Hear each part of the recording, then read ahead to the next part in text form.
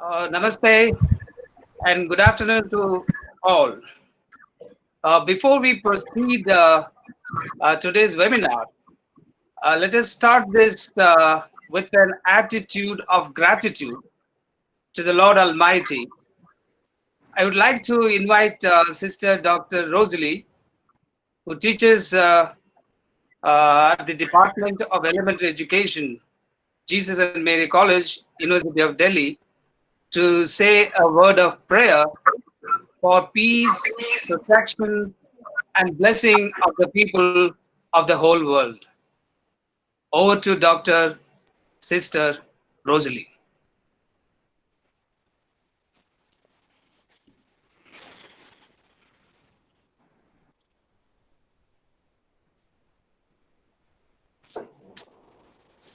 Father Almighty, we thank you for this beautiful day. We come before you for your blessing. You have promised us to be with us always. We believe that you are present among us at this very moment. Bless all our endeavors. In a special way, we ask you to bless our principal, Dr.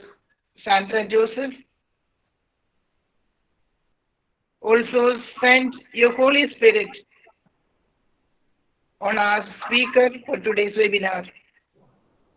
Bless all the participants. Fill us with your wisdom and understanding. Enlighten us, guide us. Be with us today and every day. Fill us with your grace and peace. O Lord, take control of our lives, control of every situation.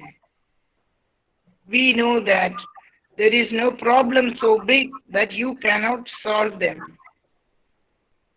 Bless our staff, students, and all those who are connected to us in one way or another. Protect the whole world from the harmful virus which is disturbing us. Grant all of us good health so that we can live a happy and peaceful lives. Amen. Thank you, Sister Dr. Rosalie, for the word of prayer and blessing for all the participants and the people of the whole world. Thank you once again. Now, I would like to invite Dr. Sandra Joseph, the principal of Jesus and Mary College, to welcome all the participants. Dr. Sandra Joseph. Thank you, Dr. Christodas. A very good afternoon to all and a warm welcome to this webinar today.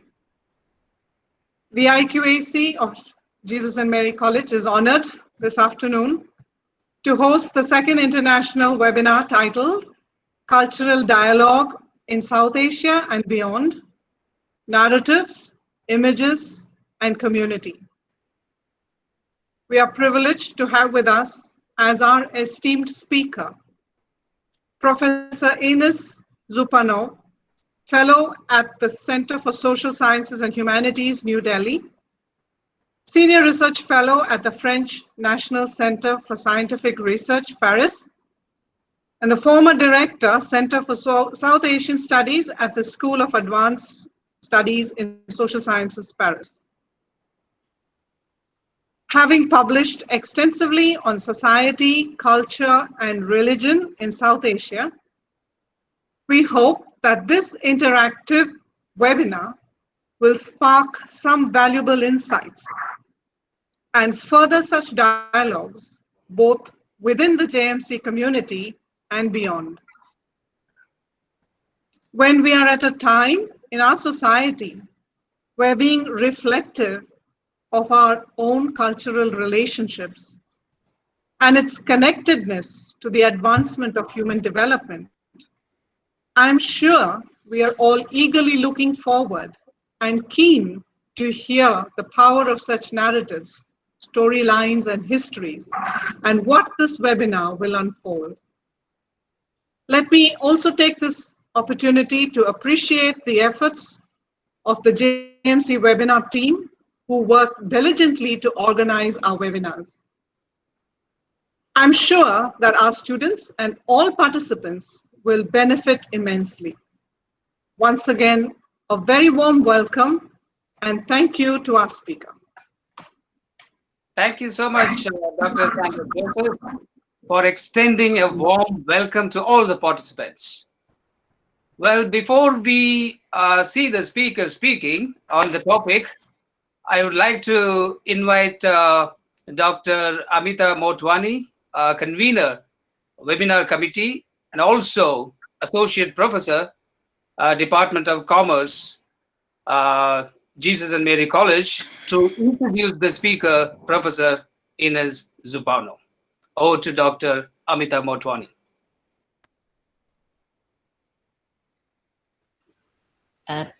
Thank you, Dr. Christo. Professor Ines Zupanov is a historian, and she's a fellow at the Center of Social Sciences and Humanities, New Delhi. She is also Senior Research Fellow at the French National Center for Scientific Research, Paris. She is former Director of Center for South Asian Studies at the School of Advanced Studies in Social Sciences, Paris.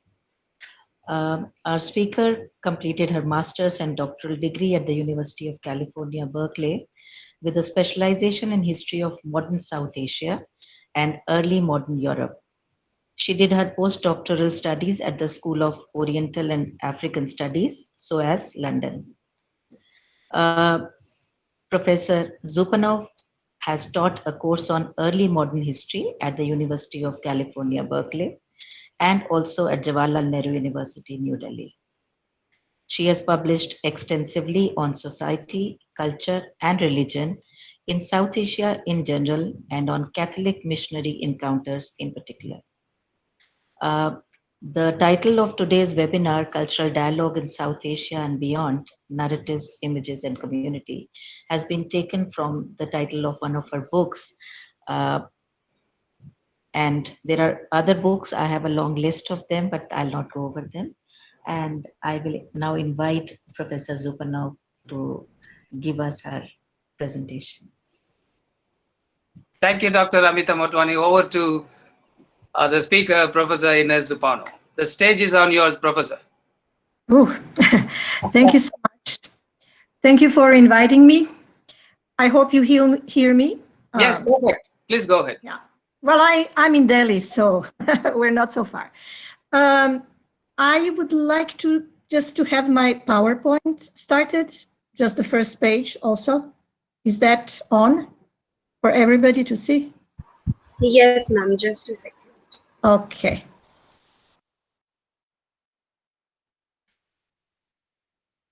Okay, the first slide anyway is just the title. So I may start immediately and you will see the title in a moment. So a decade ago, I organized a conference in Paris with a colleague, Corinne Lefebvre, who is a Mughal specialist in our Center for South Asian Studies, entitled, as you can see here, Cultural Dialogue in South Asia and Beyond, the 16th, 19th century, with almost 20 participants working on the same general topic, but focusing on different regions with different disciplinary interests. And we also invited, and that was a bit unorthodox at that time, and a bit daring, scholars working from different or in different area studies.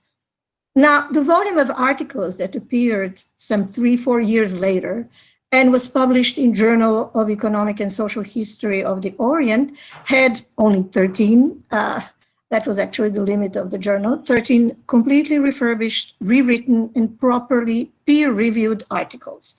So I was asked by the organizers of this webinar to present this volume, and we'll do that, but with the hindsight of the 10-year perspective and in the context of my current research interests.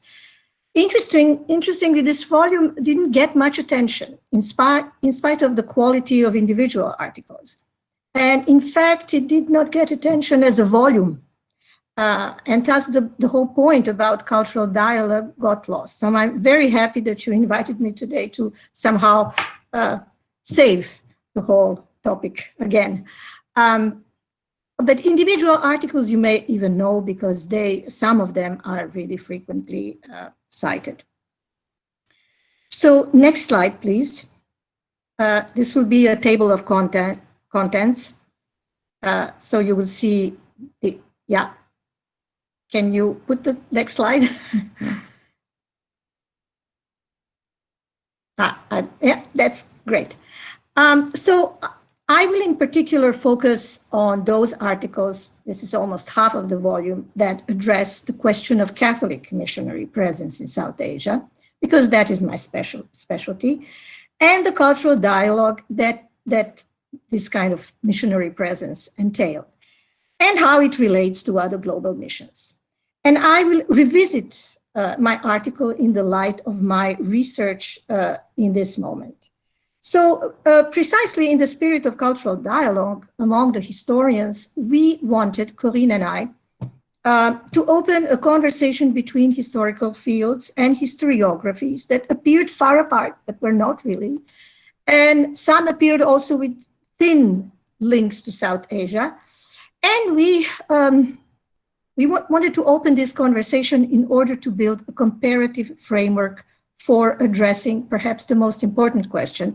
We may not have answered it, but at least we addressed it. How do we write a history of cultural dialogue? And how did cultural dialogue frame historical narratives? Now, the stakes are both epistemological and ethical. Today, more than ever, because our capacity through these new medias that I don't dig, as they say, to falsify whatever we touch in a click instant is simply monstrous. So I think let's go back to dialogue, classical dialogue.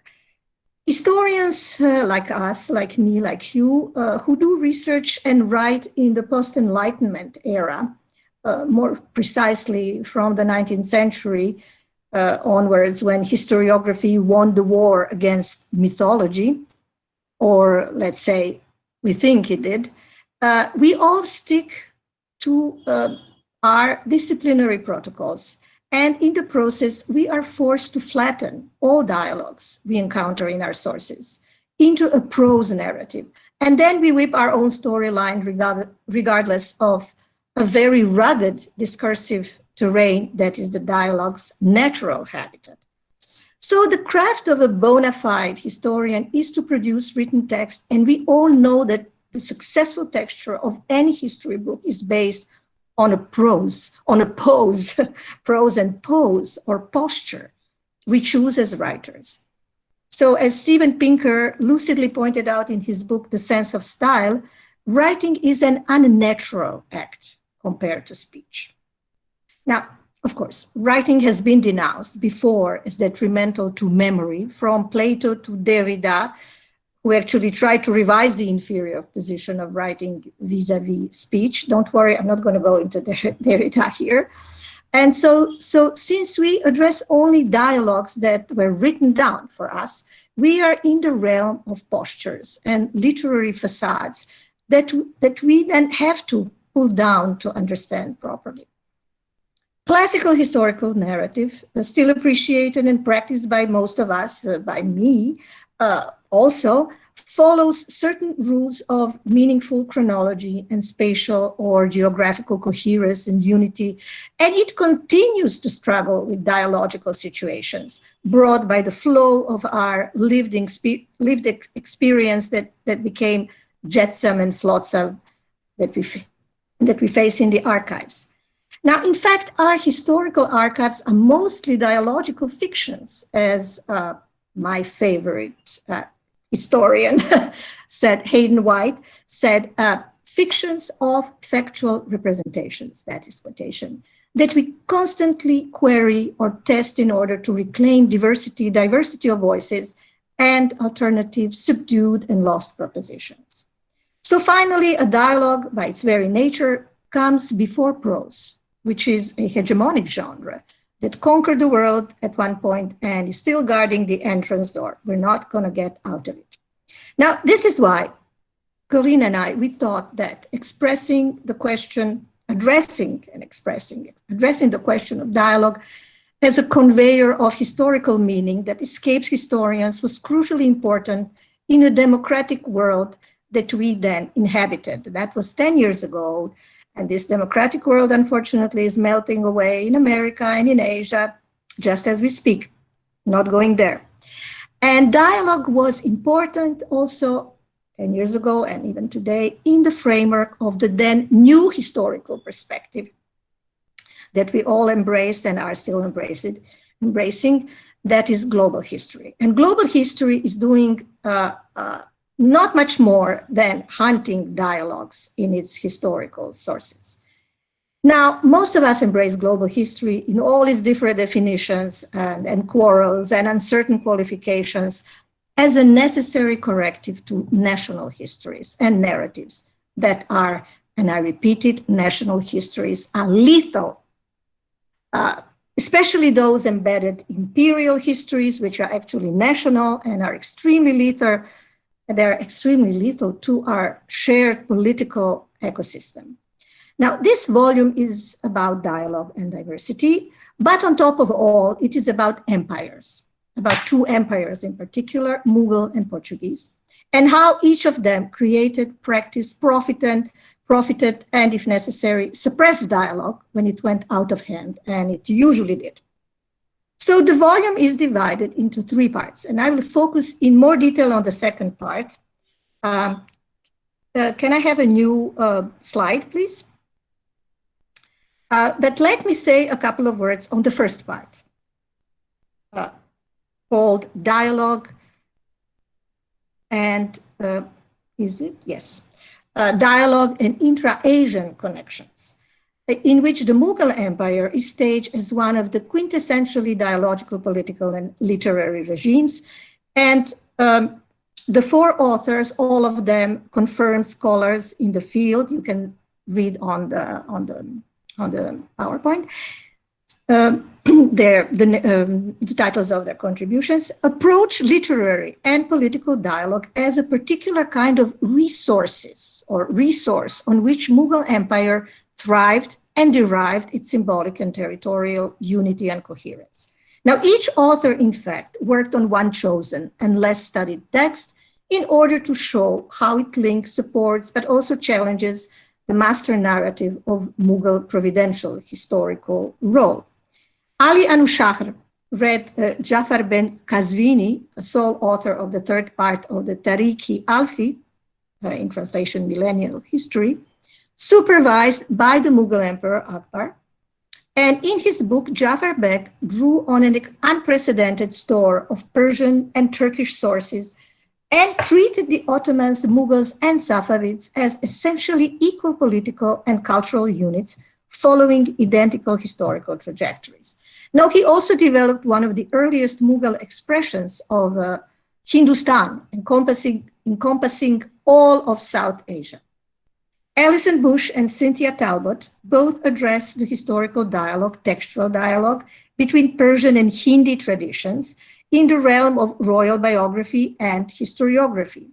Alison Bush reads Amritarai Mancharit, written in 1585, a historical kavya with 284 stanzas, and her thesis is that here we have a new dialogue with Mughals, in which the local Rajput rulers try to establish for themselves, at least in text, a certain sovereignty in dialogue with Mughal power. In all Mughal-centered pieces in this volume, including the article by Eba Koch, which addresses the pictorial dialogue between European and Mughal artistic and visual regimes, and was thus part, as you can see on the PowerPoint, of the third part of our volume, dialogue is grounded in imperial politics and policies, and through the dialogue, the Mughals claimed the ultimate sovereignty. Mughal court, according to Anushahr, created a pan-Indian vision of political sovereignty, of an all India state, which was itself new and kept on projecting cultural and historical unity onto the diverse past and population of South Asia. In doing so, the Mughals preempted the British by a few centuries. Now, while Mughal Empire tried to consolidate its grip on the northern and southern part of Indian peninsula and thus used dialogue as a political tool, and especially initiated during the reign of Akbar, it aimed at sulh-i-kul, or universal peace, or peace to all, and acceptance of difference. The coastline from the 16th century invested, and some would say infested by agents, were infested by agents of another type of empire, Portuguese Empire. Now, in Portuguese Empire, dialogue was a tool of religious Christian uniformness.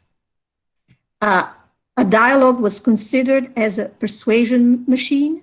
One of the reasons that the dialogue was so hell-bent on homogeneity was that at the very particular moment when Portugal and the Pope exported Christian orthodoxy into the world and created their global missions, it was exporting a product that was thorn from inside by its own mushrooming religious heterodoxy. That is the sectarian Protestant movements.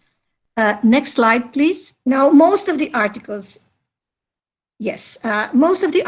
in the second and third part of the volume discuss missionary dialogical situations in India, Japan, Peru, Ottoman Empire, and China. There is also one article about Gujarati Hadrami Muslim missionary in Aceh in the early 17th century, Nuruddin R. Raniri. But in many ways, his experience is quite different from that of the Catholic missionaries, in the sense that he debated Sufism with other Muslim scholars in Aceh, at the Aceh court, without ever, in his writing, of course, because that's all we have, without ever engaging with the Malay world around him. So according to Paul Wormser, there was no cultural dialogue with the diverse Malay world of religious specialists, Hindu, Buddhist, and Austronesian. Next slide, please. Now, Catholic missionaries, all addressed in the second part of the volumes, as you can see, were seen as the agents of the Portuguese and/or Iberian Empire. I say and/or because Portugal and Spain were united under the same king between 1580 and 1640. And parted with a bit of a war, and they were officially employed by the empire under the institution financed by the king and therefore called padroado in Portuguese, or patronato in Spanish, meaning royal patronage. In principle, it means that Portugal or Spain were financing, the kings in fact, were financing the mission work within the territories under the Iberian rule. I just sent another edited volume into press a month ago on missionary finances in the early modern global world. And I can tell you that this royal financial instrument never worked, and that missionaries had to find other sources of revenue and credit. And in settler colonies in America, in parts of Africa, in the Philippines, under the colonial rule, the missionaries often collaborated very closely with colonial or imperial management with the bare goal of surviving. Next slide, please. In Asia, Iberian empires were not territorial units, and in spite of a huge literature that projected conquest and symbolic possession of the territory, Portuguese truly controlled, in a matter of an official state, only small slivers or dots on the vast Asian empire. You can see that on the map. Historians have often called Portuguese Empire as a thalassocracy, meaning empire of the sea, or rather than land, since they focused in the first century, more efficiently than later on controlling sea routes, taxing other maritime users. We can also call them pirates if we look from the other side of the pale, and mostly derived their income from mercantile activities. As a tiny minority in the sea of Asian political structures that were older, not the Mughal Empire though, Mughal Empire came 15 years after Portuguese, started. And a better entrenched, these political structures around them were better entrenched in the territory and way richer, and Mughal Empire definitely richer than Portuguese. Portuguese imperialists, and here imperialists we can also use quotation marks, used violence like everyone else. But much more than that, they bragged about using violence. And this is why today in Goa, there's so much talk about Portuguese violence, but my God, Portuguese violence was there before the Portuguese, and the elite castes were violent towards other castes, not in any way lesser than the Portuguese. Okay. Most of the time, Portuguese, and in particular missionaries, had to accommodate themselves. And as they preferred to see it, they worked on accommodating others to themselves.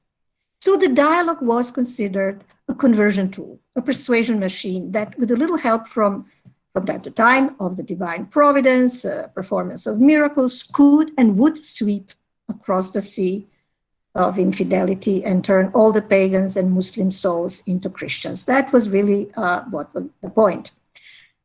So the 6 articles in the volume study various dialogical texts. Many of them are, in fact, true fictional dialogues.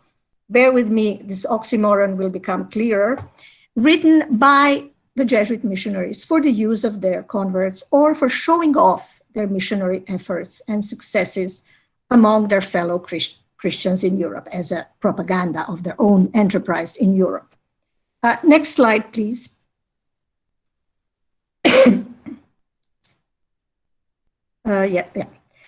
Joan Pau Rubies's article analyzes the religious disputations between the Jesuits and the Buddhist monks in Japan and shows that these discussions were surely based on real encounters, but were also crafted into texts according to the European literary tradition, coming from Plato and Cicero and some other classical authors who practiced the so-called Socratic dialogue form, the Christian apologetic dialogue of the late antiquity, which came out of it, to medieval polemicists such as Pierre Abelard and Ramon Lull. Dialogue, especially philosophical dialogue, that's what he was talking about, saw the revival with humanism in the 16th century works and became part of the Jesuit education. And they were applying it everywhere in their global missions.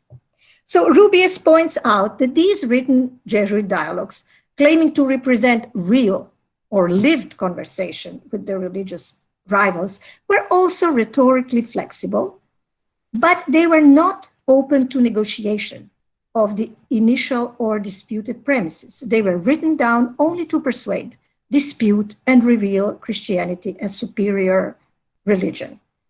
So a bit one-sided as a dialogue. Bernard Héberger comments on the dialogues written by the French Jesuits stationed in the Ottoman Empire, which were purely fictional majlis or majalis, assembly literature, since there were no real oral theological confrontations at the Ottoman court, as there were, as we know, and they were in the first century of Islam at the Abbasid court. They were famous, these confrontations, where Christian and Muslim theologians called Mutakalimun gathered for debates. Of course, in the 16th and 17th century, Safavid and Mughal courts did continue the practice of majalis. Corinne Lefebvre reports in her article on a relatively recently discovered manuscript published in Tehran, relating to a series of majlis or majalis at the Jahangir's court between 1608 and 1611, written in the form of a dialogue transcriptions. Now, ever since, there has been a lot of interest in the author's personality, since Abdus Sattar bin Qasim Lahori was in his early career Persian teacher and translator for Geronimo Xavier, a relatively famous Jesuit missionary. And I'm saying relatively because I don't know if you know about him. He's actually very famous Jesuit missionary for us in Jesuit studies. Now, he learned Portuguese and maybe some Latin, and then turned against his erstwhile patrons and revealed how ignorant Jesuits were and how wrong. In any case, Abdus Sattar presents himself in the dialogues in these Majalisi Jahangiri text as someone who knows the West, as really knows the West and the Jesuits, and perhaps just as the Jesuits presented themselves to their European audiences as extremely knowledgeable about Mughal Empire. So both of them were, in a way, go-betweens. Now, the last word, if there is such a thing, has not been said on Abdus Sattar, in spite of, as I said, quite a few publications already done. Now, we still don't know enough about him, his motivations, and his relationship with Jahangir and Jerome Xavier.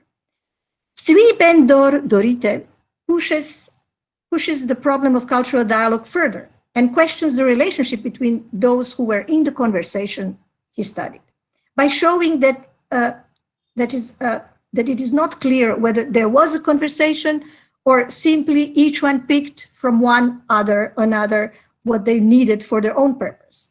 Like Abdus Sattar, according to Ben Dor Dorite, the Muslim theologians in China used Jesuit catechetical books written in Chinese to understand who those Westerners were and what they have to say. And certainly they did not want to engage with them in a dialogue, true dialogue, real or any other literary dialogue.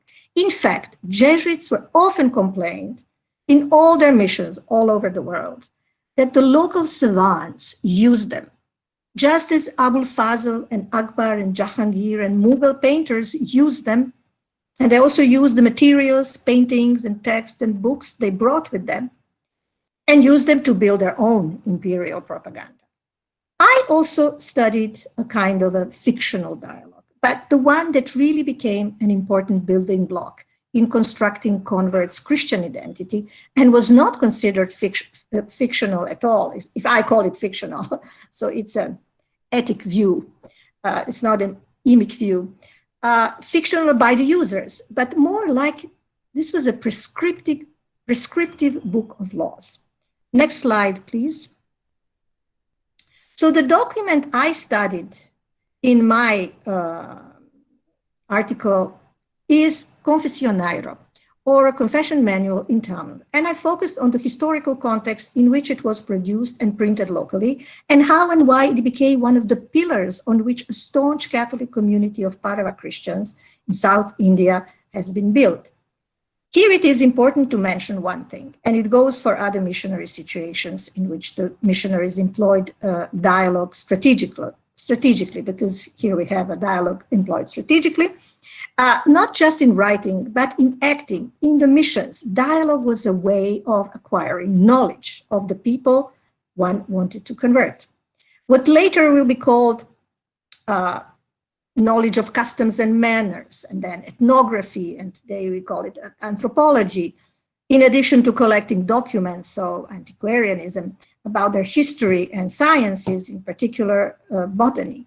All this knowledge collection started in a dialogue. So the result of the real face-to-face cultural dialogue was that Jesuit missionaries, not all, but most of them, learned local, vernacular, and later on even classical languages, and acquired an insider knowledge of many communities all over the world. The book printed in Cochin, in the College of Mother of God in 1580, is partly a dialogue, partly a prose instructions between a confessor and a confessee. The confessor instructs and poses questions to which confessee has to respond truthfully in order to have his sin cancelled. Now, confession was one of the key elements of religious practice. Catholicism shored up after the Reformation split in particular. The point was then, and is today for Catholics, that sin can be forgiven if properly confessed to the priest who prescribes punishment in terms of quantity and quality of prayers one has to do. Now, this technique had an incredible appeal among the converted Parava from the Gulf of Mannar and the Goan Christians and other Catholics in India in that period. Today as well, it is an important part of the sacrament of penance, but I'm not talking about today. Because I'm not an expert. The author of this book is Henrique Henriques, a Portuguese Jesuit who arrived in 1547 to what was called Fishery Coast in the Gulf of Mannar and died in Tutukuti in 1600, aged 80. He was also the first in a series of Jesuit missionary Tamil specialists. Next slide, please. He also wrote Kiristiani Vanakam, or a big catechism, another dialogue between Vadiyar and Shishan, and had it printed in Cochin in 1579, and a small catechism, Tambiran Vanakam, printed in 1578. He also published what we call now Flos Sanctorum, or Life of Saints. The contemporary editor gave it the name Ardiyar Varalaru, and the first page is missing, so it is not clear where it was printed and what the name was exactly, but it may have been printed, there are some theories, in Punaikayal, a Jesuit stronghold south of Tutukuti, a really very provincial town these days. Now, historians usually call these catechetical documents translations. In the 16th and 17th century, Jesuits translated, and I will put quotation marks here, translated on translated, confession manual into dozens of non-European, European also, but non-European languages, among which Konkani, Tupi-Guarani in Brazil, Quechua, Peruvian language, Tagalog in Philippines, Mandarin, Kikongo in Africa, Japanese, and so on. But it is precisely in the act of translation that dialogue, which is a negotiation of meaning between languages and between language users, takes place. Confession manuals in particular were context sensitive since they had to probe into cultural and social practices and correct them or even suppress them. And these varied widely across the world. So in order to produce a confession manual in Tamil, Henriques had to observe, collect, and systematize. And he was not the only one to do that. He had his helpers, of course. He had to systematize Parava cultural practices, especially those that would fall under the category of sin in Christianity. So what we find on the 200 and more pages of this book is a long list of ethnographic data regarding the Parava, actually the famous Parava pearl fishing community, famous in Europe. Now, their customs, their rites, their beliefs all appear on the pages of this manuscript. Beliefs from the 16th century. Now, for each confession, which was mandatory at least once a year in the 16th century, but very pious women, as we know from the letters, would confess every week. The confessees had to engage in a dialogue with the priest, the confessor, and to answer his questions. Now, the confession was private, auricular, meaning in the ear of the priest, and the priest probed into the very intimate details of each person's life, all the way to the intimacy of sex life and monetary dealings. These are really two important domains for the confessor to deal with and for people to deal with.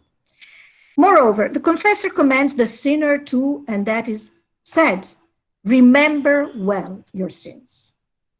So what your sins are, and to repeat them as they appeared in persons, and quotation, words, thoughts, and desires, once more in front of the confessor. So as Michel Foucault and psychoanalysts would say, this is the case of the nearly infinite task of telling to oneself and to another, which creates an interplay of innumerable pleasures, sensations, and thoughts involving body and soul. Now, this pleasure in the confession was something new and something appealing to many convert communities.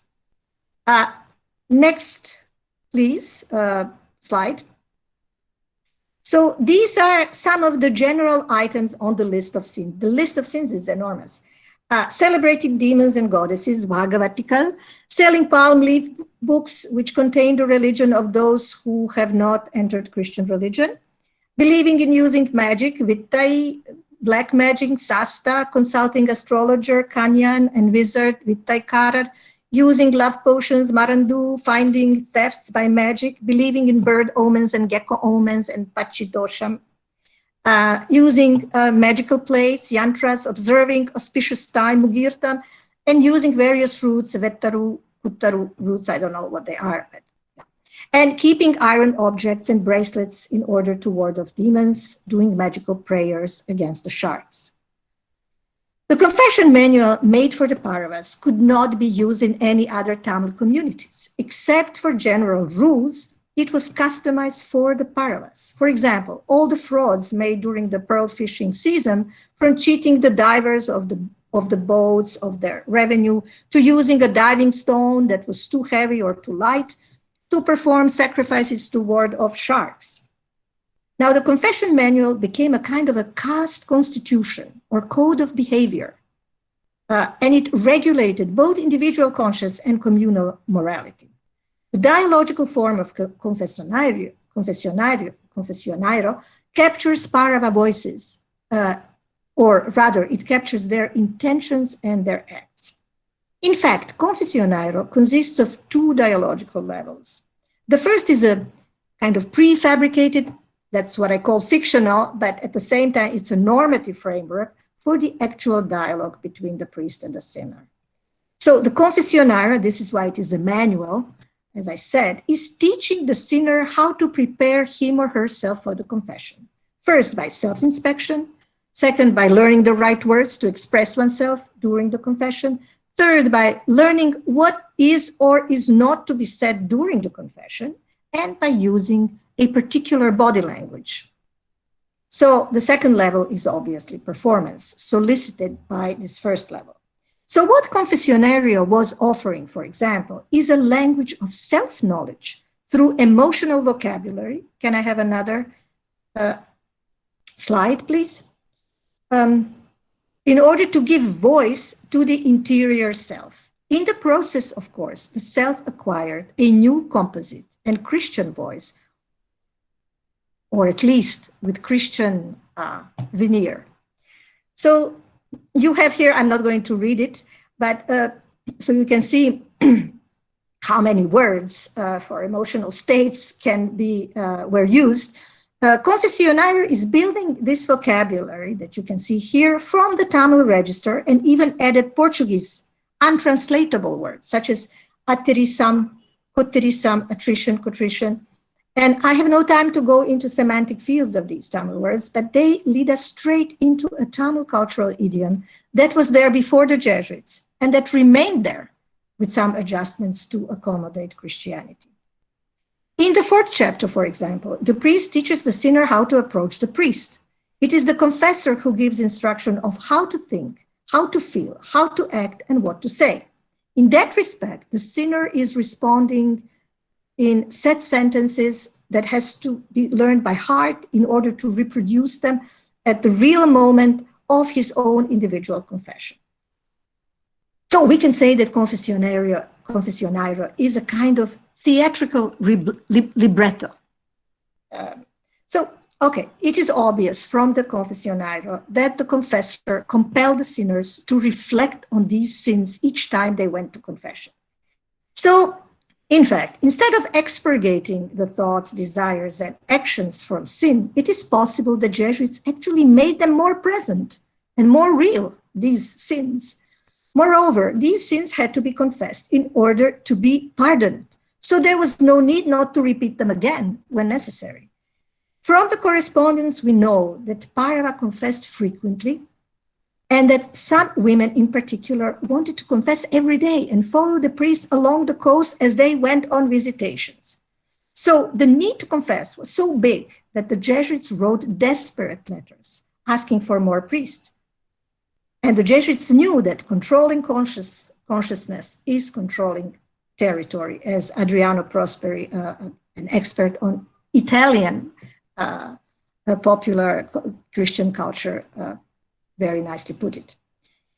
Next slide, please. So in a report that was to be included to the annual letter, Jesuit annual letter from India in January 1518, a Jesuit, Gaspar Alvarez, mentions that along the coast of 40 to 50 leagues, meaning miles, long between Cabo do Comorim up to the island of Manar, there were 25 churches and 40 to 50,000 Christian souls, and there were only 15 to 16 Jesuits. So imagine how many per person, of which 10 to 12 were priests who could do confession, and in addition to the brothers who were learning Talmud. Now, in numerous letters that follow 1580s, 1580s is the date of the Confessionario, when the Confessionario was printed, remember? Jesuits report on the success on Confessionario, on the success of their mission. They portray Pauravas as very pious, devoted community, but what is also clear from their reports is that given a small number of priests and weak Portuguese presence, the Paurava were left to manage their community themselves. So what the Jesuits provided was a template of an organized Christian and Iberian communal structure with what they perceived as necessary internal hierarchies, yes, hierarchies, and the establishment of Christian noble elites. They insisted on establishing elites, while the rest was for Paurava to fill in with their own cultural imagination, their, let's say, Christian cultural imagination, and they did. So by the end of the 18th century, with Jesuits long gone, the Paurava emerged as one of the South India's most organized specialist caste groups.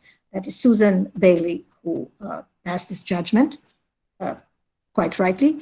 And the family of the Jati Talaivan, or the headman, transformed itself into the princely lineage, and the caste and the territory was organized on the basis of a little kingdom model. I'm taking this from Susan Bailey, who was the first one to write about, to propose this thesis. So as a short conclusion, cultural dialogue is successful when it creates a new self-governing community. Successful, I don't know if it's good, but it's successful, while conserving the links to larger structures of power or sovereignty, such as Catholic Church and the wider society in which it lives. As a coastal community of fishermen, Pauravas were always on the border of being considered a low and polluting caste, but the conversion to Christianity gave them a chance to self-fashion themselves and choose their role and acquire better ranking in the wider society. Perhaps I can conclude borrowing a thought from that archaeologist and historian Paul Vane wrote about assimilation of the foreign, because cultural dialogue is a two-way assimilation. He said, it brings one's own identity up to date. So I will stop with this. Thank you so much, Professor Ines Županov, for this very interesting, enlightening, and exhaustive presentation. You have really made us, I think, to understand that cultural dialogue is an archive of experience of different communities, and how different communities, for example, negotiate their way into present by constructing and using your language the knowledge of their neighbors and of themselves by borrowing objects and arguments from their interlocutors. That's really fascinating. And secondly, I also find it very interesting that the ways in which you have explained the intercultural interactions between Europe, particularly the Portuguese, in its critically and historically, I'm sure, will open up new avenues of research on cross-cultural, cross-linguistic dialogues at the margin. So we hardly have studies on them.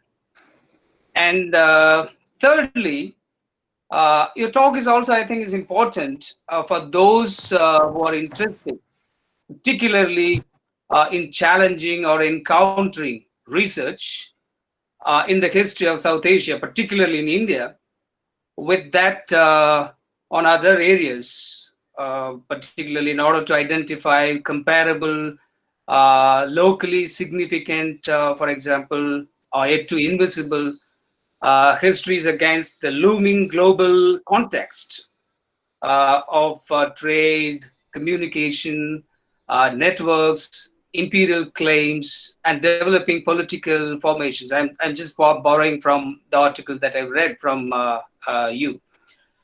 And you also clearly demonstrated in some of your works that cultural dialogue in South Asia, particularly in India, became a historical reality to some extent since 16th century, particularly during the Mughal times. I'm just wondering, because you said during the course of your talk that in the non-Indian context, the category that you're talking about, the Jesuits, as you mentioned in the work, it was Jesuits who triggered Chinese Muslim intellectual revival to some extent in the late 17th century by creating their own dialogues.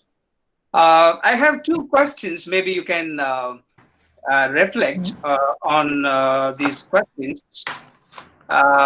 I personally believe that the talk will be incomplete if we don't make at least brief reference to the invention of printing press and how it necessitated, the dialogues between different communities. As we all know that the printing press came to India for the first time by the Portuguese.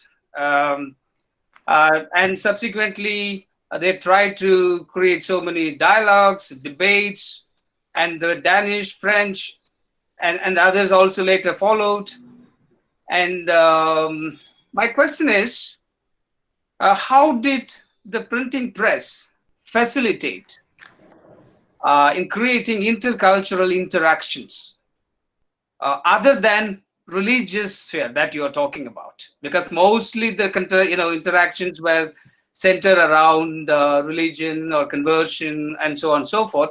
So do you see any interesting information which where we find the dialogues transcend the boundaries of religion, particularly in this context?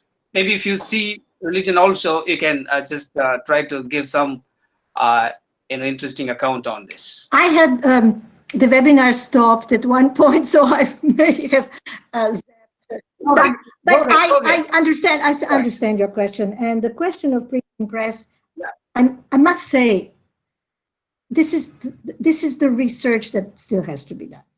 It is not. It is not. I cannot go and tell you exactly because printing press, as you said, arrived with Portuguese in 50-60, right?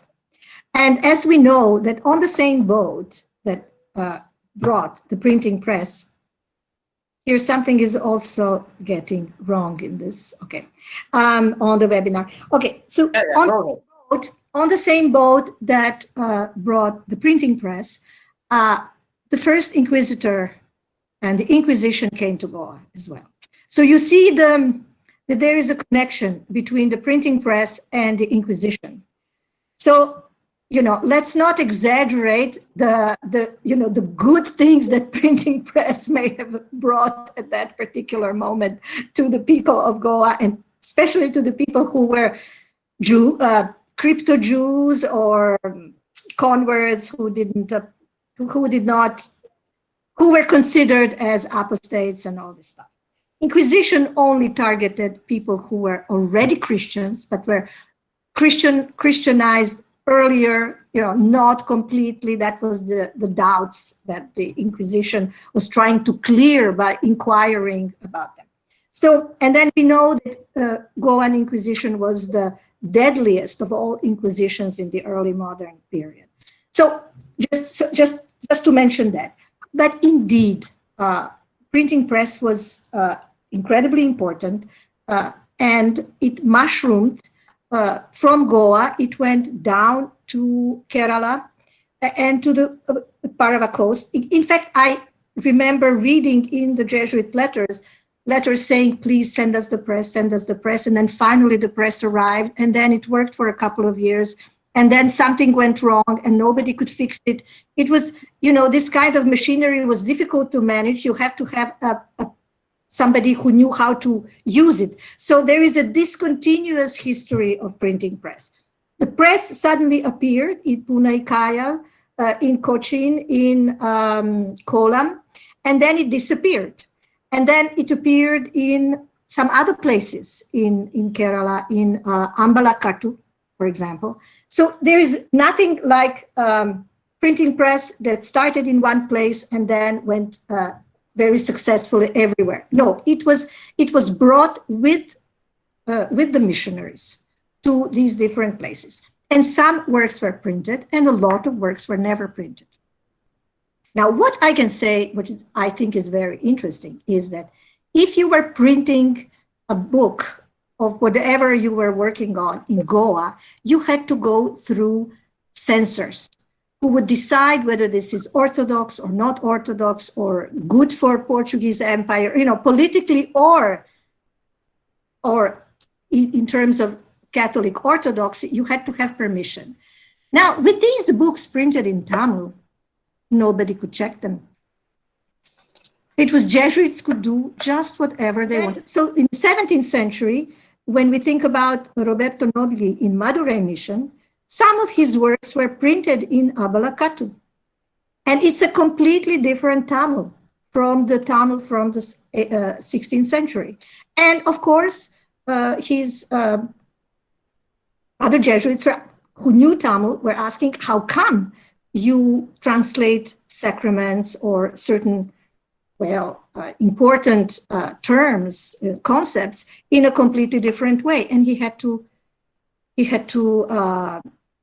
defend his particular different kind of accommodationist technique. So the printing press is bringing in uniformity, but it was also stimulating experiments and new kind of approaches in that sense. Later on, of course, the most important printing press, because Jesuits lost all their printing press in Tamil Nadu, the thing that I know.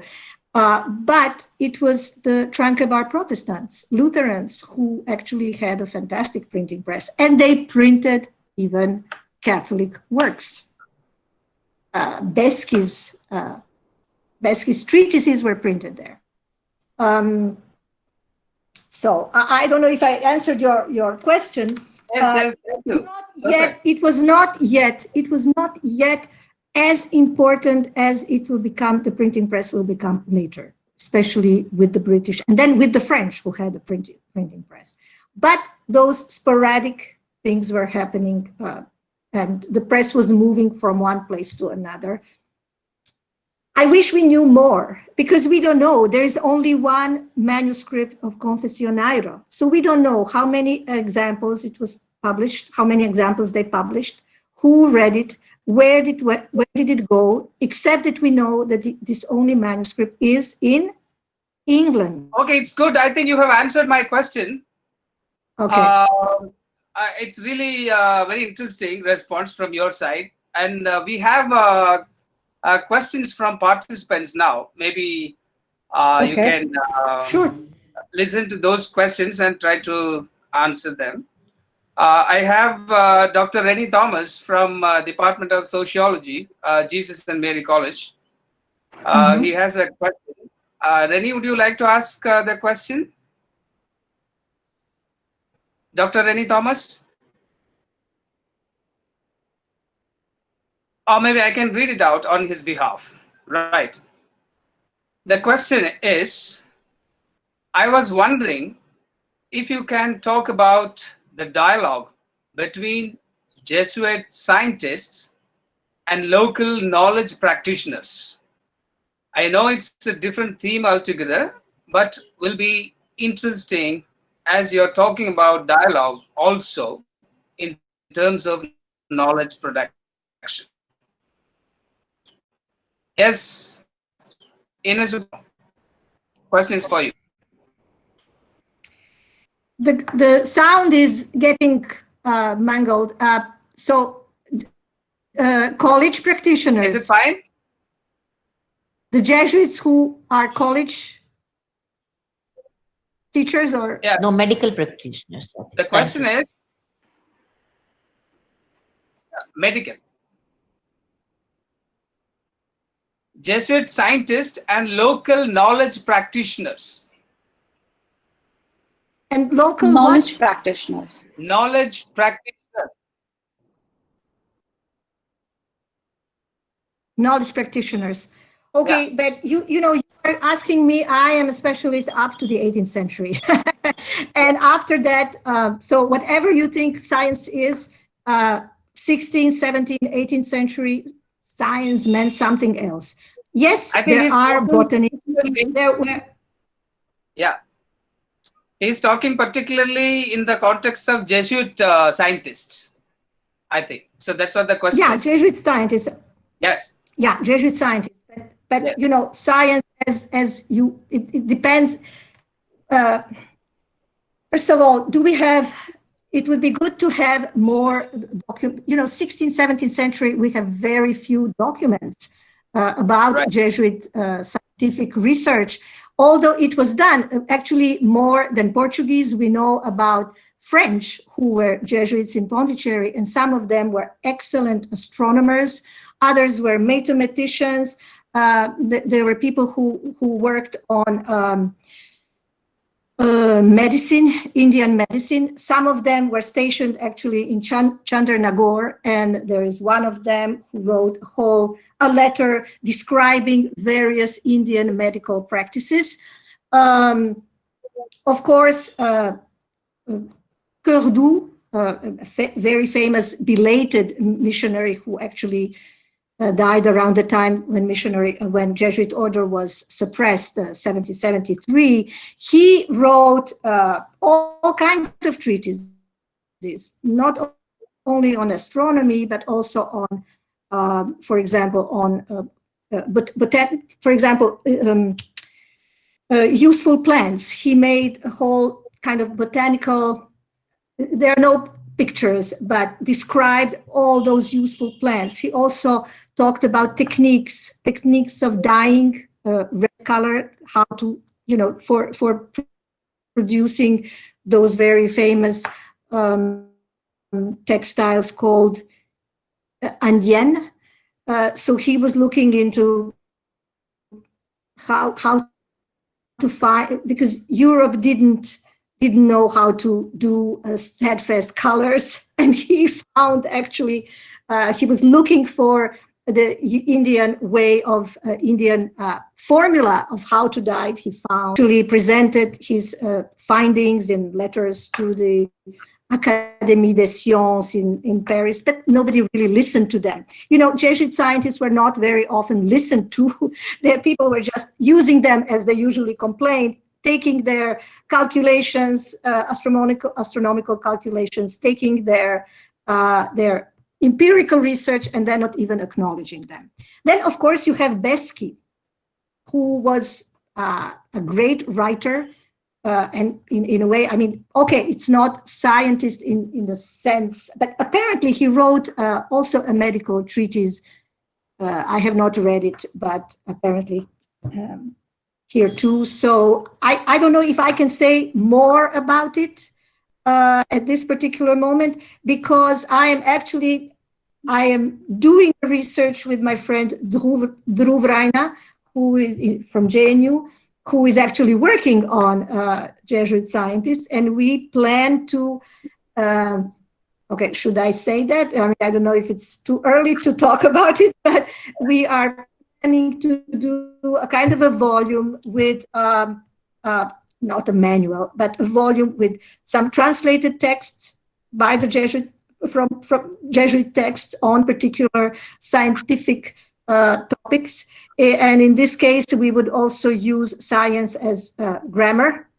Is also it's linguistic. So we take this as a science too. And so we will come up with something. I mean, maybe in a year or two, I will be able to answer this question much better when we get more, when we do the research and we produce this volume. But of course, Jesuit scientists were there, not only in India, they were everywhere. They were in China, in Japan, but Japan, they were kicked out very quickly. But in Latin America, in all over the world, and finally in Europe, they were teaching sciences, they were teaching mathematics. Sciences were part of Jesuit educational package. The only thing that they did not teach, but ultimately were good at, was medicine, because healing with one's own hands was not what Ignatius of Loyola wanted Jesuits to do. But ultimately, they became incredibly good administrators of hospitals, for example, like a hospital in Goa. They were so good that the Portuguese viceroy actually ordered them to stay as administrators, or they thought that was too much work. You know, they always had too much work on their plate, the Jesuits. They couldn't say no to the power. And at the same time, yes, they were good. Whatever they did, they did well. Okay, thank you for this detailed response. We do have a couple of questions for you, Professor Ines. There's a question from Dr. Molly Abraham, who teaches history at Jesus and Mary College. Could you please unmute yourself to ask this question, Dr. Molly? Hello? Okay, I'll just read out then. The question is, ma'am, what when said that the Jesuits gave the Paravas a template or a structure to build on? Can you give us some examples of this particular structure or template? Also, can we say today the Paravas really followed the same structure to build their faith? Yes, this is the question. Well, since I guess you would have to read the confession manual to, maybe I didn't present it well enough. The template was how to organize, so the goal of the template was how to organize a well-functioning society, how to behave to each other, and how to behave as a community. So, for example, a template, as I said, when the fishing season starts, there was a certain way of doing pearl fishing. Paravas were famous for pearl fishing. They were famous in Europe for pearl fishing. And, you know, one of the reasons why they were famous is because Francis Xavier, who was the first one to actually work in the field. I mean, they were converted a couple of years earlier by somebody else, but it was Francis Xavier who arrived and who brought the Jesuit know-how and started the real mission, and the Jesuits arrived, like Enrique Enriquez and others. So, for example, when you have a pearl season starting, you have to organize it. Now, you can organize it in different ways, and you can have a kind of rough, horrible, authoritarian rules imposed by whoever is organizing, giving money for the season. Now, the Jesuits actually introduced this kind of rules of how to behave between the people who were in the pearl fishing business, that you cannot cheat your divers, you know, you cannot cheat them out of, as I said, out of their salaries. You cannot cheat them by using stones that were irregular. You had to obey by the rules. Which day one is fishing, another day one is not fishing. You should not take out the pearls and just steal from other people. For example, stealing. The whole idea of stealing and the whole idea of not obeying by the rules of the community is what confession manual is teaching people. For example, in the confession manual, there are particular rubrics that only boat divers, pearl fishing divers have to confess. Then there is a rubric only for the person who is in charge of the pearl fishing season, the big merchant, let's say. And then there is a rubric for the one who is driving the boat, etc., etc. There are, in the confession manual, there are sub-questions for each person in the process. So see, there is a kind of hierarchical also way of organizing society so that it functions well. Of course, the ultimate is to have a kind of moral community, to have a community that will abide by Christian norms. But in fact, in this way, it's very interesting. The norms are not universal anymore. They are really applied to one community, to one caste. So that there is a template. Each of the questions asked by confessionario is a kind of as I said, fictional or code or rule that actually tells you what you have to do. The question is not just a question. The question is also part of the answer that you have to answer. In fact, confessionario has the answers to certain questions. So I don't know if I answered it. Yes, thank you. And we have another question from Alan Bosco. Are you here with us, Alan Bosco? If you are with us, could you please unmute and ask this question? Alan Bosco. Okay, I'll just read it out. What are the methodological issues that the speaker, Ines Zupanov, has faced while researching on Asian communities, particularly with regard to caste? Yes, Alan Bosco, please ask your question. Please unmute yourself. I am so sorry. I'm so sorry. I just got disconnected, and when I came back, I realized my name was being called upon. Please go ahead. Yeah, the question I had framed was with regard to the research I did during my MPhil in JNU, and this was with reference to the Basel mission in Mangalore. Yeah, and that's later. Yeah. Mm-hmm. Yeah, and it's quite a long time, from that, and I was wondering whether my methodology was good enough. I went for a historical methodology, and after reading Bourdieu, I felt like a more linguistic approach would have given me a better understanding of what was happening. So my question is regarding methodology.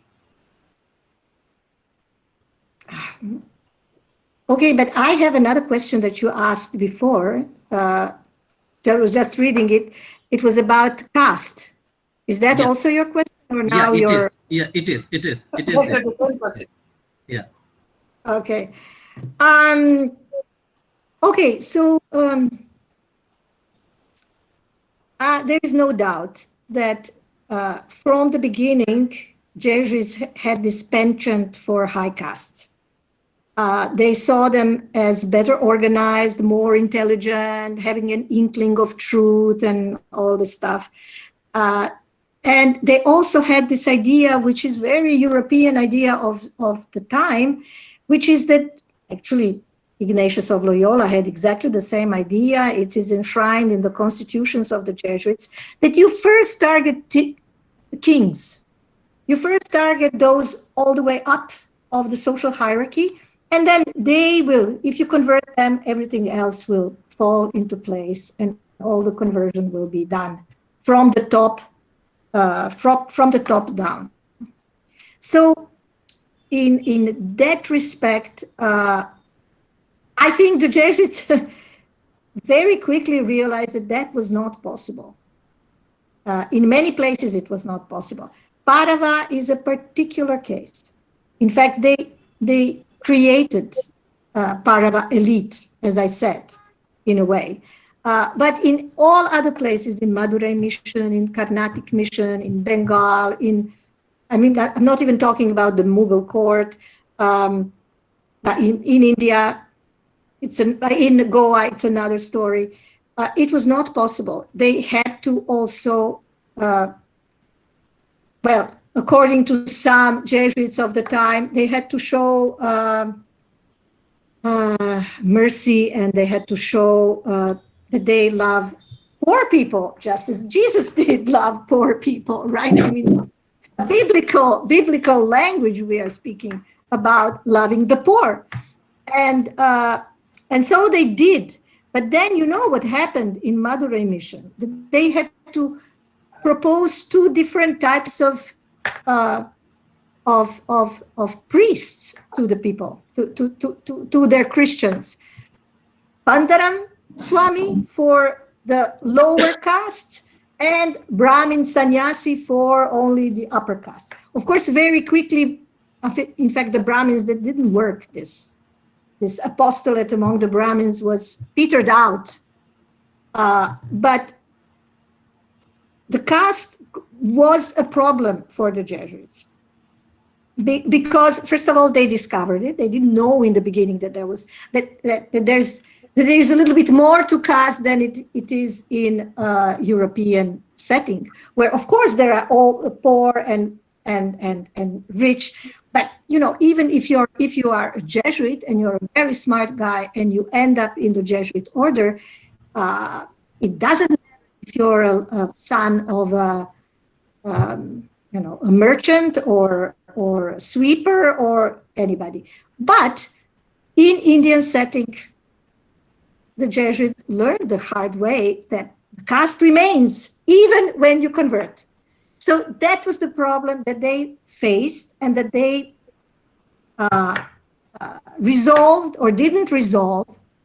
I think the problem is not resolved today, so why would Jesuits resolve it then?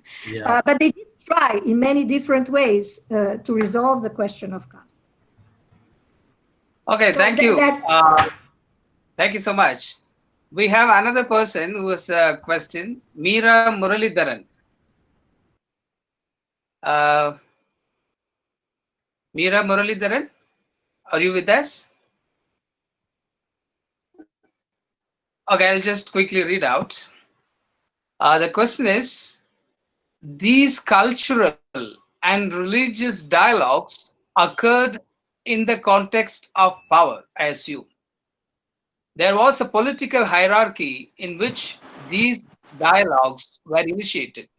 For example, Eugene Irschik characterized these interactions as being dialogue, as you also pointed out in the context of British in South India. But how do we place the inherent political hierarchy in which these dialogues occurred? Yes, the question is for you. Just to tell you that Gene Irschik was my PhD advisor. So, right. And I read his article when he was in the process of publishing it. He worked on later period. And also, I think this has something to do with Tranquebar mission. So it's Protestant missions. Catholic missions earlier on are a little bit different, but political power is everywhere in every dialogue. I don't know if it didn't come clearly from my talk, but finally, success or I said success. It's not necessarily success. It is political. It is political setting that actually makes the dialogue go one way or the other. So it's great to think that dialogue is dialogue is not everything. The dialogue is suspended in the net of political power relationships. So it is always a prey of certain political powers. And this is exactly what happened with Pauravas, ultimately, with this distinction between high elite Pauravas and low Pauravas, and it's actually the dialogue did not produce equal society of equal people, of all the Pauravas are equal. No, it actually politically made a, as I said, little kingdom with the king and with those who were then whatever servants of the king and just workers. So yeah, political dialogue is never alone in the field of power, and it's never the only thing one can count on. Dialogue is always part of the game, somebody's game. Yes, very interesting. Thank you. And we have Subramanian Kannan. I think I can see him. Subramanian Kannan, he has a question. Yeah, could you please unmute and ask the question, sir? Professor, it was a very interesting lecture. I learned many new methodologies, especially doing research on people in the far south. My question is, very recently, the popular Tamil novelist who has won a Sahitya Academy Award, Jodi Cruz, belonging to a Parava community living in Tuticorin region, has called the Roman Catholics, especially the Paravas of Tuticorin region, to return back to the worship of Sandana Mari, a folk goddess of Tamil tradition. What is your observation, and actually what is going within the Parava community in Tuticorin region? Why this call was made by him? Do you have any idea about this? No, I have no idea, and I would like you to give me more information about this Jyoti Cruz. And it doesn't ring any bells. I mean, my Parava, I'm not a Parava specialist. I only worked on this earlier history, and so what is happening today, I may not know, but I would like to, and I would like to go to Tuticorin when we'll be able to move from our little rooms.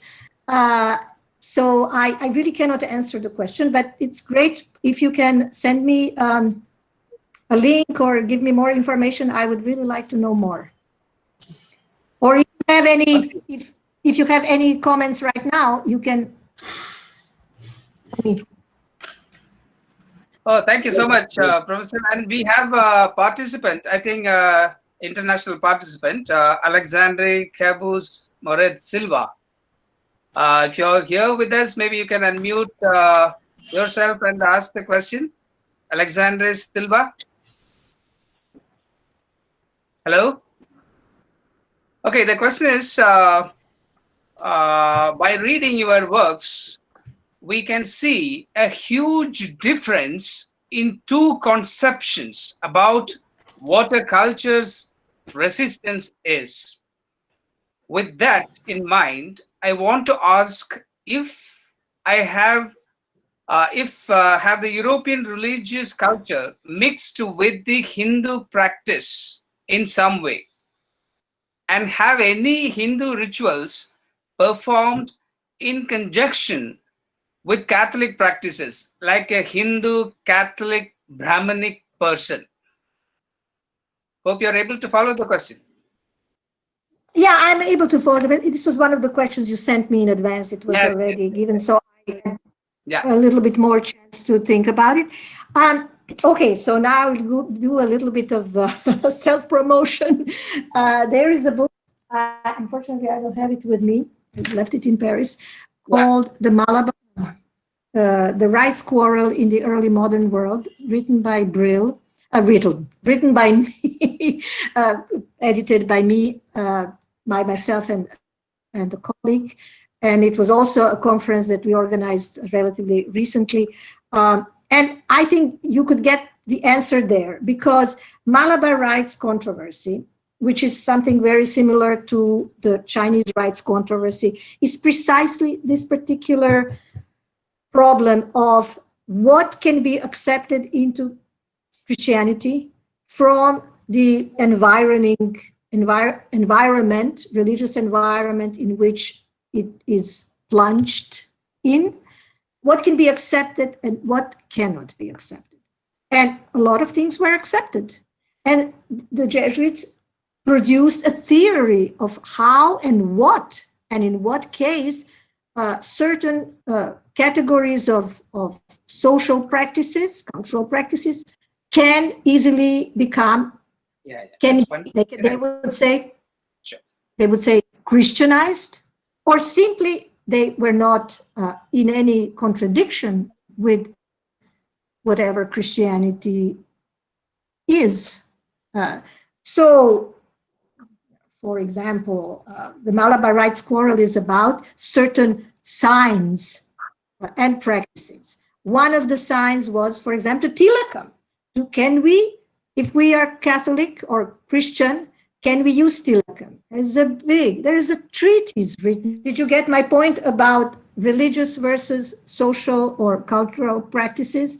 And the theory, Jesuit semiotic theory, which basically says that everything that is social can be sort of sucked in by Christianity, as it was done in the early centuries when Christianity won over Roman paganism and Judaism finally.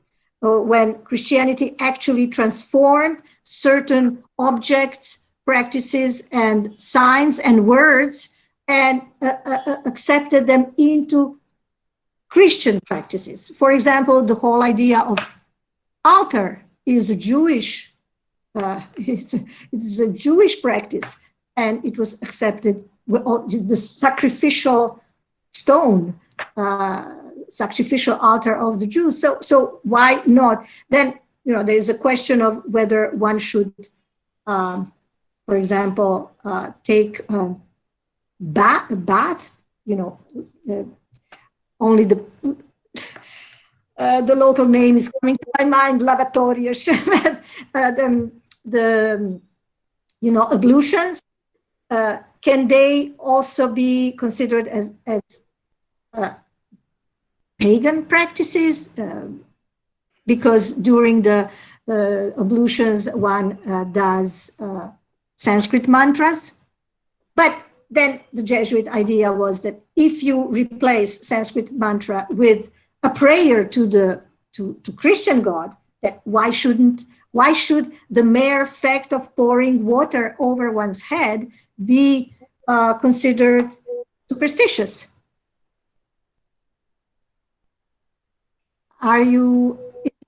Am I connected? I don't even know. Yes. Perfect. Thank you.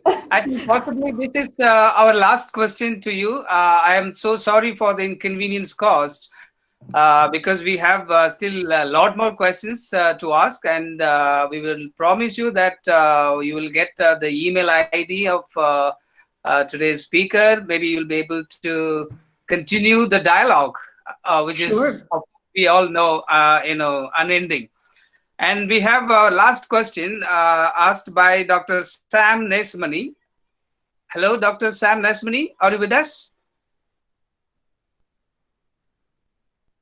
Okay, the question is very simple. Was missionary education really introduced by the then Catholic Jesuit missionaries of that time? If yes, how far it helped the transformation of the underprivileged sections? Yes, the question is yours. Okay. From the Jesuit letters, now I'm talking only about this one case study. If we can call Parava Mission my case study here. Yes, education was introduced because learning confession manual was also, this was educational moment. One had to, literacy, this confession manual was to be read. It could be listened to, but it can be read. But we also know that Jesuits established something that you can call Sunday schools. And they were not, this was not the Sunday school of the later period, but yes, on Sunday, and actually Sunday and Friday and Saturday, there were different, men and women were separated. These were schools of catechism. And school of catechism, of course, starts with ABC, Tamil ABC. So these were the beginning of a real official educational institution. So that was, of course, this was one of the mandates that Jesuits got from Rome to establish colleges, schools, and even primary schools when they are in the missions. So yes, education was part of Jesuit package of practices that they were introducing everywhere. What was the second part? How it developed the underprivileged sections?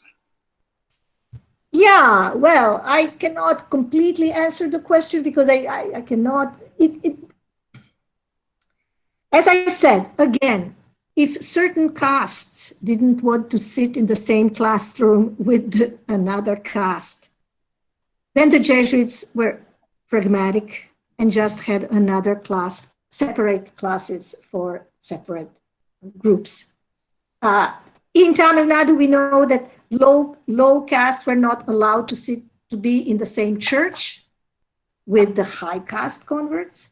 And what did they do? They created a special kind of architecture where low castes were coming from one side and seeing the altar from the side, and the upper castes were having the main, it was like a L-shaped church. We know that there are actually designs of this kind of church in the archives and in secondary literature. So no, during this early modern period, the Jesuits were accepting caste differences and just then tending to each caste separately, because there was no way they could make people sit in the same place if they thought that the other group is polluting. That Jesuits could not deal with that, and that was that. Okay, thank you. It has not changed much either today. So, in Pondicherry, at least from what I know from 20 years ago when I lived there, there was a church for different groups. Nobody was going to the same church. So. Oh, thank you so much, Professor Ines. Let me conclude with historian's note. E.H. Carr, as he said in his book, What is History? We all know history is a continuous process of interaction between past and present. And he also said history is an unending dialogue between historians and their facts. I think as scholars, let's try to keep that spirit of dialogue alive in our research, as pointed out by Professor Ines Zupanov. So thank you so much for taking time. And we are almost at the end of the program. I invite Dr. Alka Marvaha. She's the convener of Internal Quality Assurance Cell of Jesus and Mary College to propose vote of thanks. Dr. Alka Marvaha. Okay. Yeah. Thank you so much. Thank you, Dr. Christou. On behalf of IQAC and Principal Jesus and Mary College, it is my privilege to extend the vote of thanks for today's webinar. I begin by thanking our speaker for the day, Professor Ines Zupanov, for delivering a scintillating lecture on history of cultural dialogues in South Asia. Your smooth flowing narrative and the images captured by you were really informative and intellectually stimulating. Thank you, Professor Ines, for your insights on the subject. I would also like to thank Dr. Christu Das for moderating a very lively and interactive session with the audience and the speaker. Thanks are also due to our webinar team, which has acquired great technical expertise in organizing these virtual seminars with so much of ease and efficiency. The team comprises of our young faculty, Dr. Naveen Thomas from Economics Department, Ms. Vrinda Moda from Commerce Department, Ms. Megha Jacob from Economics Department, Dr. Shikha Mittal from Mathematics Department, Ms. Ishita Singh from English Department, and Mr. Gaurav Verma, the IT consultant from Administration. And the team works under the able guidance of Dr. Amita Motwani, Senior Faculty from Commerce Department. Thank you all for successfully hosting the second international webinar for IQAC in a span of 3 weeks. Last but not least, I would like to express my thanks to our principal, Dr. Sandra Joseph, for supporting us and motivating us to organize such meaningful webinars. My vote of thanks would remain incomplete if I did not thank our former principal, Dr. Sister Rosalie, for her prayers, blessings, and also for being the guiding spirit behind these webinars. In the end, I wish to thank everybody who has participated in today's webinar. Thank you for being such a wonderful audience. All of you stay safe, stay healthy, and wish you all a very good day. Thank you so much.